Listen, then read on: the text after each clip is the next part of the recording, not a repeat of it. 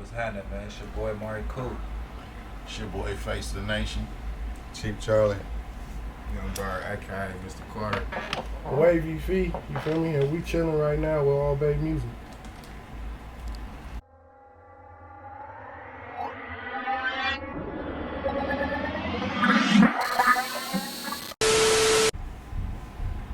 Duty started being with SOB hella much because one day he seen SOB was one of his favorite groups. He seen T.O. at Benny Hanna's. He was out to eat with my wife and family and shit. I wasn't even there.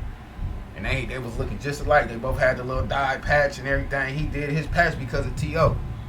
And from that, we end up getting a close relationship with his grandma, with T.O.'s grandma. So Duty will call her and be like, you know, he wanted to see T.O. or can he talk to T.O.? Bam. From that, twinkled on to us having a close relation with Bar and the boy and Lil G, and next thing you know, he's like the fifth little member of SOB. So now wherever they going that's kind of like locally inclined up down the highway, they call in and make sure that they little bro is there. So they'll go to Rolling Louds and all of this shit, and they'll call us like come. So we'll go, and I thank them brothers to death because they gave him a different type of light in his career that a lot of people probably would have never did. You feel me? And they'll be like, little bro, it's good. So when Rolling Louds would come out and they doing their sets, he'd be on stage with them like a fifth member. Like, even if he don't have a mic, they'll always give him the opportunity to be right there on center stage with them. You feel me? So it gave a lot of people another look on how they looked at us and him. So he was already like getting bigged up. So my Uncle Zoe and Fab and all them, Fab had a grand opening for the dope air shit at the stove. Uncle Zoe doing the security. You feel me? He bringing Snoop down. Mind you, Duty was just playing for Snoop Pop Warner team, but out here, but we had just played them in LA, so we already had met him and had some type of, you know, introduction. But when Snoop and Uncle Zoe was like, this is my nephew, and Fab was like, yeah, that's Neff, Snoop tuned into us totally different. So now he started giving us a relationship on this California coast down this way, as in like he was treating Bow Wow. So whenever we seen Snoop, it was always love. Like, that's nephew, that's Carter Block, them nephews. You know what I'm saying? So it don't matter if we was in a big arena or not, he'd kidnap Carter, little Duty. Like, man, I got him, don't worry about it, I got him. Snoop would take him. And it started making more, you know, prospering shit from being around that and being around SOB. So we started meeting other people and just one day I was talking to Big Rich. Shout out to Big Rich. San Francisco, 1015, man, management. We had a good connection on some shit, and he was like, Bird, I'm about to go to LA, and I got a couple little extra passes and shit to go to this Revo shit. You should bring Duty. I'm like, for sure. I'm like, I'm doing that for sure. So I took in the passes, you feel me? We bought got our way down there, bam, we got there, bam. I already had a relationship with Christian Combs because one of my partners was always with Christian all the time.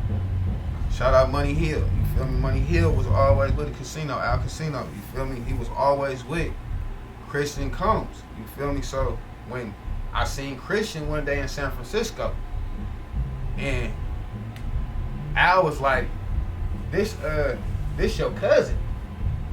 So my introduction to Christian Combs was, we family.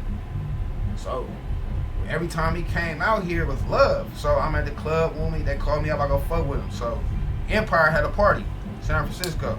Shout out Empire, you feel me? Christian was there. This is the day before they about to have the motherfucking Rolling Loud in LA. We see him there. Duty came with me. He like, yeah, that's Christian. I'm like, yeah, that's family. He like, for real? So I walk him over there.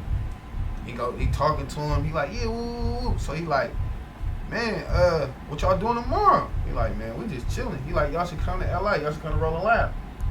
He like, for real? So now I'm like, fuck it. We going.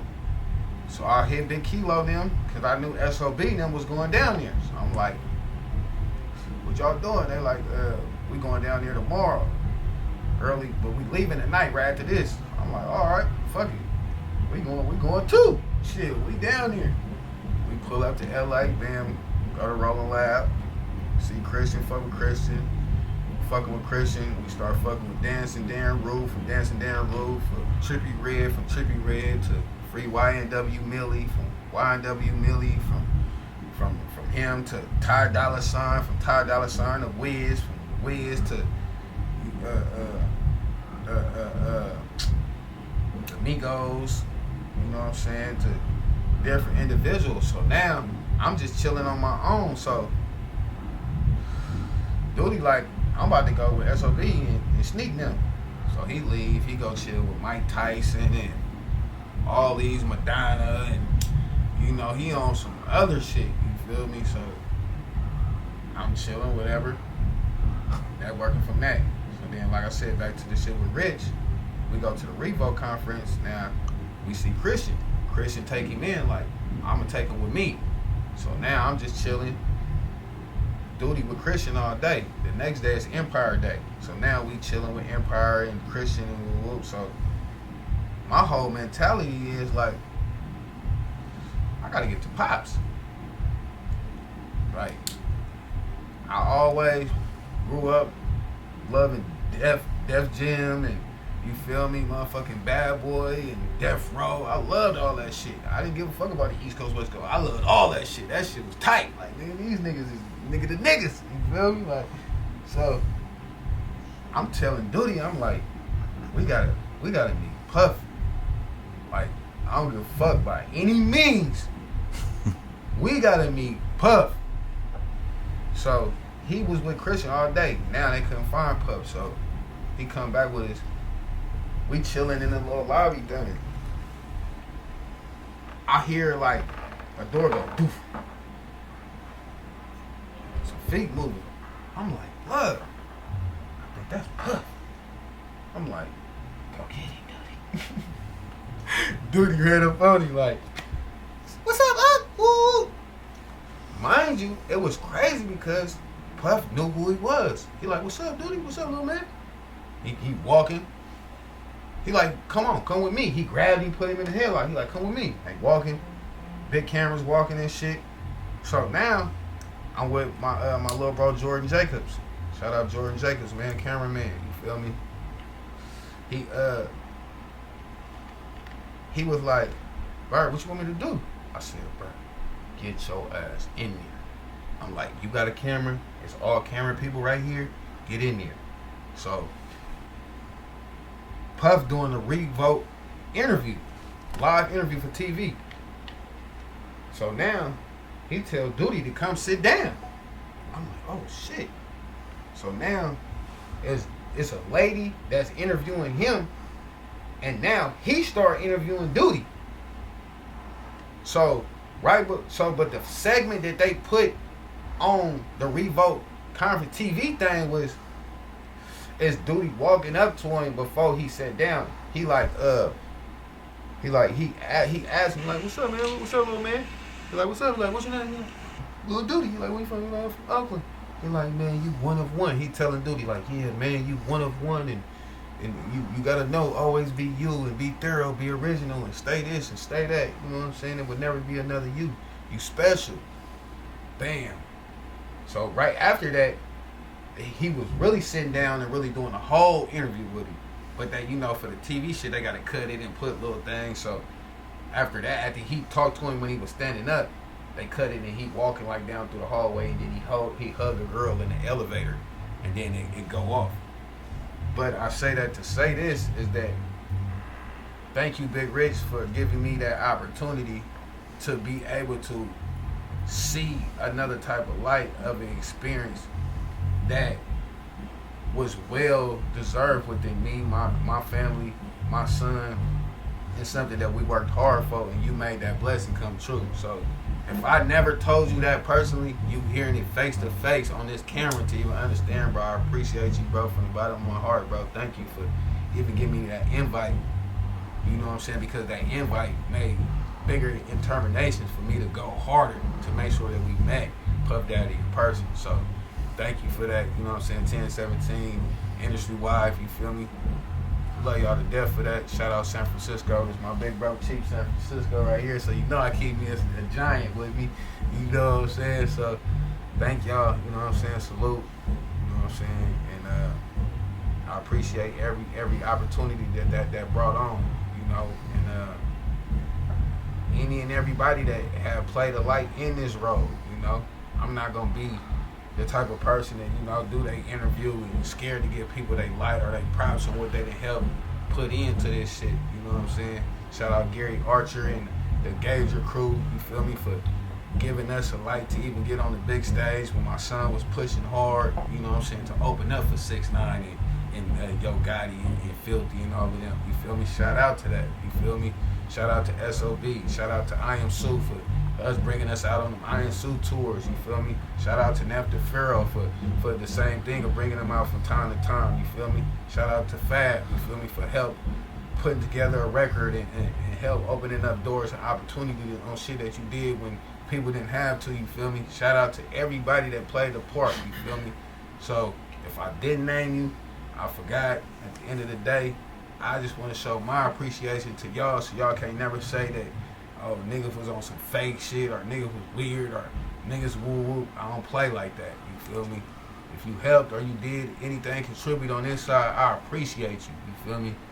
Shout out Gator Boots, you feel me? For when you played a part of this shit, I salute you and love you to death still, my nigga, you feel me? It's still CBE for life, period, you feel me? Shout out anybody that then played their part, you feel me? Because without everybody help putting some in it, no matter how the outcome turned out what it is today, y'all help contribute to this shit, you feel me? And I appreciate y'all for that, you feel me? Because without y'all, that shit wouldn't be no bigger me, you feel me?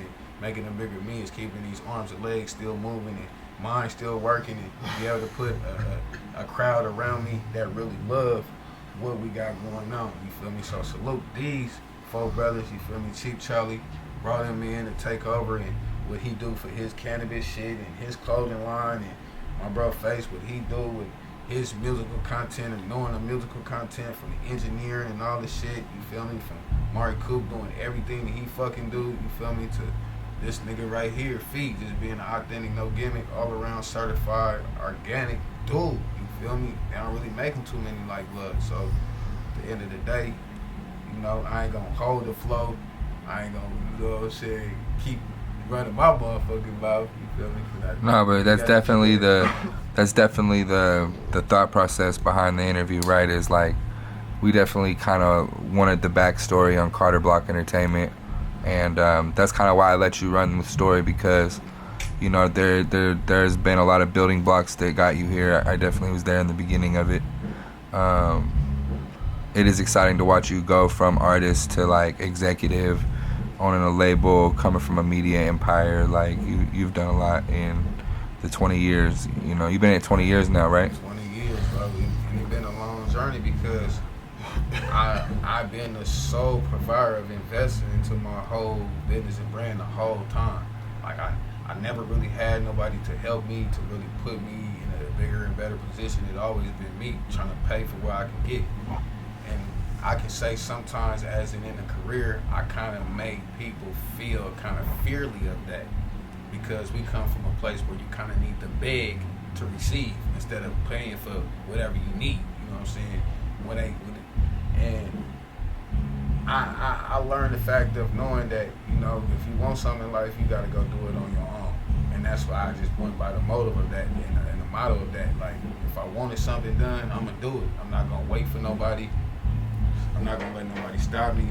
I'm not going to let nobody, like, you know, not unmotivate me from that shit, just to keep pushing, to keep that drive, because, you know, we got life obstacles that we go through on a daily basis with family, you know what I'm saying, just shit in general, bills, you know what I'm saying, trial and error, kids, you know what I'm saying, all types of shit. So Just keep a motherfucking mind frame to keep going through this shit for 20 years, man. Been a beautiful blessing and a beautiful struggle at the same time. I wouldn't trade it in for nothing in the world. You know what I'm saying? I was able to open up a after-hour strip club. I was able to, open up to do some, to make Duty have his first candy.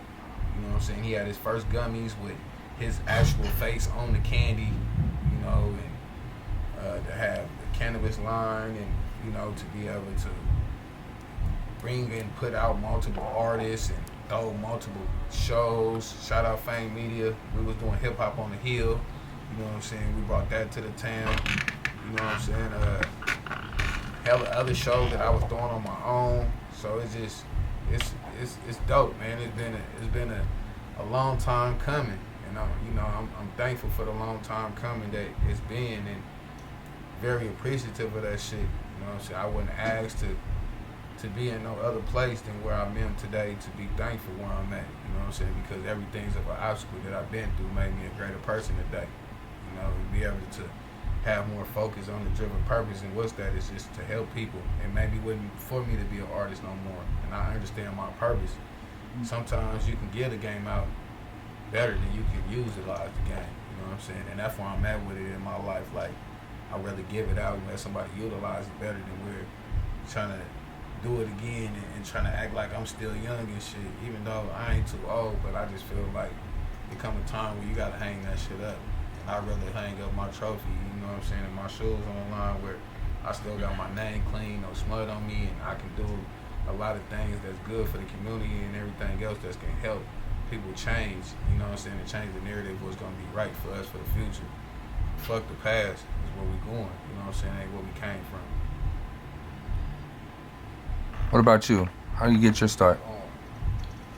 Me, I got my start a while ago. I used to be around some artists, rapping. I actually went to high school.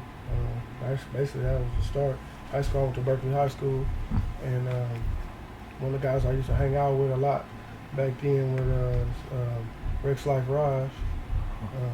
And they had a little group, him, shout out to him, and Jamar and O'Brady, and they had a little group, and they used to rap.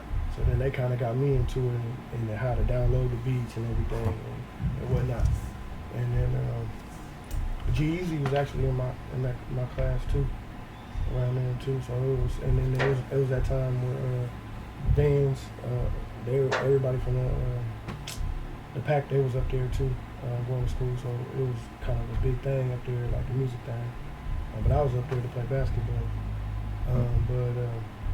I started there, and then I kept it going. I moved down to LA, and I started playing basketball out there, and I kept doing it with some of my roommates out there. You still got handles? Yeah, I still can play. Okay, you hoop. Yeah. You hoop. Yeah, still. I for sure. Yeah, for sure. Okay. So I played out there and did it with some of my peoples out there. Shout out to Jay Wet. I did it out there with them. And I came back, and then I took a break for a minute, and then I started to really get back into it, and I hooked up with Raven Justice and his dad, and I was doing stuff with them. And this other engineer guy's name was E. Rice. He used to do stuff back then. And then after that, Raven's brother actually passed. His name's Raymond, rest in peace Raymond. He passed, so it kind of, everybody's focused on the music thing kind of shifted, so I took a break for a minute. And I had my daughter, and I had been coaching basketball too, high school, AAU, doing different things, but I still was messing with the music, with the beats. And then I jumped back into it. And then I started jumping back into it, started doing music, and I started pushing and trying to find my way with it. And then that's when COVID hit. And during the COVID time, I decided to come up with, actually use some of my, they used to be my friends, they're associates. So to make a group called Wavy Camp. And the idea was to take not just artists, but I had guys that did camera work, I had barbers, I had different types of things and assets that you would need, graphics, everything you would need basically. for a team. But you know how that go. Always some messy shit, some fallout. So at that time, I linked up with the Matt guy Debo. Shout out to him.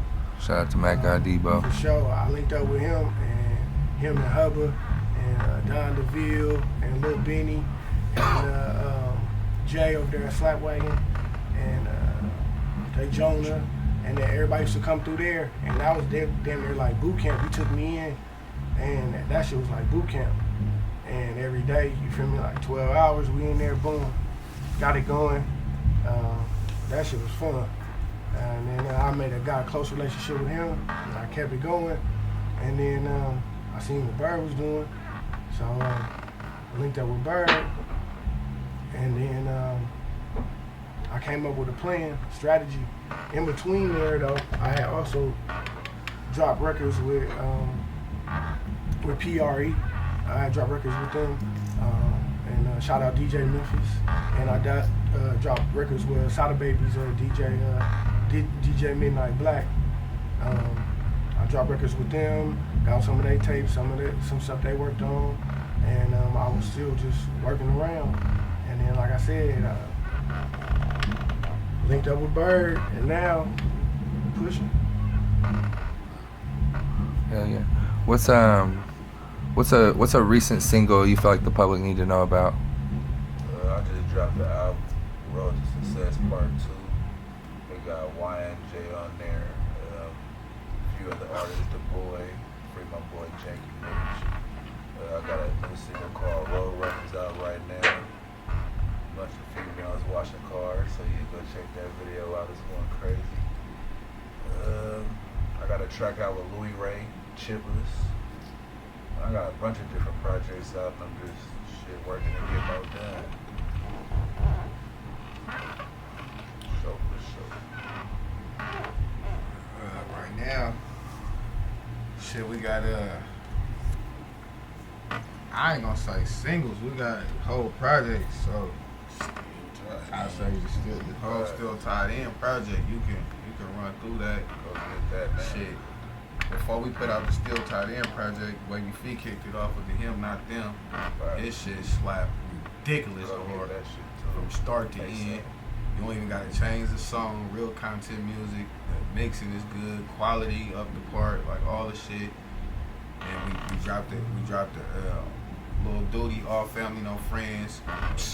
Got one of the coldest albums. I advise any grown-ups don't want to run up on this shit, cause if you ain't came right, it's just slapper than 75, 80% of grown-ups that just drop shit from the Bay Area killing that shit.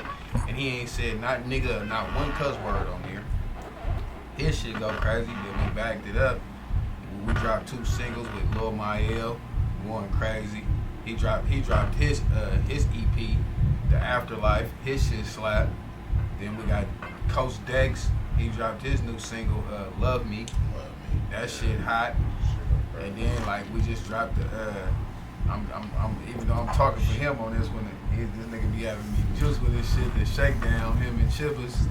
That's, you know what I'm saying? So shit, man, we got shit, man. I ain't gonna lie. And I'm not just talking as it just because it's my people or my peers, like nah. It's really some good ass content and motherfuckers ain't killing everybody. You can really vibe and slap and really feel that killing everybody feel without killing people. Like, Yeah. you feel me? Like, we got some real good content on music that people can ride and feel good about what they hearing and what they seeing. You feel me? I think that me and you were talking about this on the phone, but I think that's really important, especially right now. Is like, I feel like even me as somebody that's plugged into the gangster rap scene, at least by way of like being a fan, right? Like, I'm starting to deter my interest on is like, okay, I need a few hip hop songs on the album.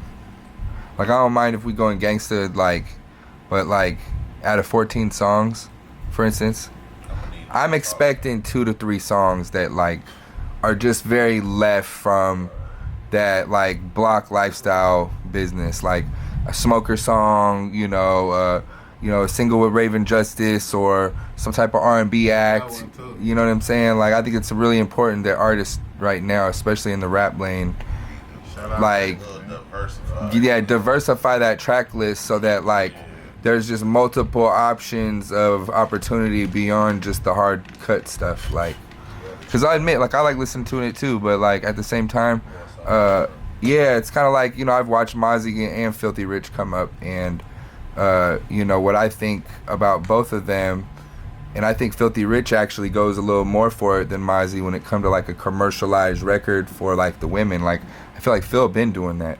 I feel like I don't get enough of that from Mozzie in a way. Like, I think he's just started stepping it up, don't get me wrong. Like, his latest album, he's got a couple tracks that I feel like the one with Sweetie and 2 Chainz, like, that was like a huge step into that club atmosphere that's very kind of left from what a Mozzie would do. Like, so, like, I get excited when I see that, because for me it's just, you know, I want to see all the artists It's that the mainstream growth. well, that's what's gonna get you on the festivals and shit like that, right? Like when I see Burner on a stage at a festival and he's doing 20 joints, and it's all him to the head, and like they love that song, like that's kind of like what you're like. And like Burner got mob music, but like when you look at what he's performing on that stage, like it's 20 joints in the air, like it's like a totally like melodic, you know. And that's the one that people can relate to. And they love it, and it's locally produced, and it went gold. I think it's on its way to go on platinum. Like that's what I hope for all artists, and like even him. Like when I found he came out with that record, like I was a different level of proud as a fan who watched, really went from somebody that like I wouldn't have suspected him to become as big as he did. I forgot that too, man. I gotta give a special shout out to Burner too. Yeah. And the Cookies family. Definitely. Because they supported us heavy. Shout out Big Hen. You feel me? Yeah. Shout out to the whole Cookie family. Like, Yeah. anytime, like they'll always call, send us to San Francisco, get free clothes, shopping spree, anything, and whatever we wanted to grab, never charge us not $1. Yeah. You feel me? Still give me VIP passes, backstage passes, everywhere. You feel me? If it's shout out to the Cookie family. Yeah. Burner, you feel me? I love Checks. you, respect you to death, my nigga. You always looking out for me. You Yeah. feel me? Shout out Ian, you always looking out for me. I love you, big bro. You feel me? The whole Cookies family, man. Shout out to the Cookies. You feel me? Thank y'all. You feel me? For always fucking with the Carter Block. You feel me? 'Cause y'all ain't had to, but y'all did though. You feel me? Salute. I never forget that shit. Yeah. Tracks from the Rich did that record. I'm about to go fuck with Burner in September. Matter of fact, DJ Quick, Burner, and I think Too Short on there now. Huh. I mean, that's what I'm saying, man. Can't forget about the people that helped you, man. Cause I just don't feel like it's right, you know. And it be a lot of people that does interviews, and I feel like they don't give people their roses. They wait till they dead to give them their roses. You feel me? Like, if a person was part of your journey, they was part of your journey. You can't X a person out to make it feel like it was just you, and it never was just you. Right. It don't work like that. You feel me? Like, and I think that's what more people need to show a different light on how we respect each other, to give each other their glow while we still here, and appreciate them for what they done for each other, or what we done for each other, while we still can smell the food, smell the roses. You know what I'm saying? Like, we don't none of us gotta be the best of friends. But at the end of the day, let's have the best respect for each other though. Yeah. You feel me? And that's how I feel about just anything and everything that I accomplish in life. Like, just be respectful enough to be like, man, I appreciate y'all. You feel me? You ain't gotta never tell me that. I think we've gotten into an industry, honestly, that like people don't want to rewind the tape. And like for me, and I'm just speaking for myself, but I don't want to say I'm accustomed to it. I just want to say that like in order for us to have a background, we got to do what we've said we've done, right? And then, like in the end, I found myself having to take my own credit and give myself my own roses. And I mean, it's sad that it's like that, but it's like if you don't celebrate your wins as they come in, like you ain't gonna get to the next win. Right. So you like they might not cherish you in that moment that you hit a mark, You know what I'm saying? But they will see you celebrate it. They might not acknowledge you because they'll see you in the race, but it don't mean that other people don't know. You know? Yeah. We get a lot of little mini trophies before we get the big ones. Yeah, I always be telling artists all the time, like, you gotta get a piece of your dream every day in this business.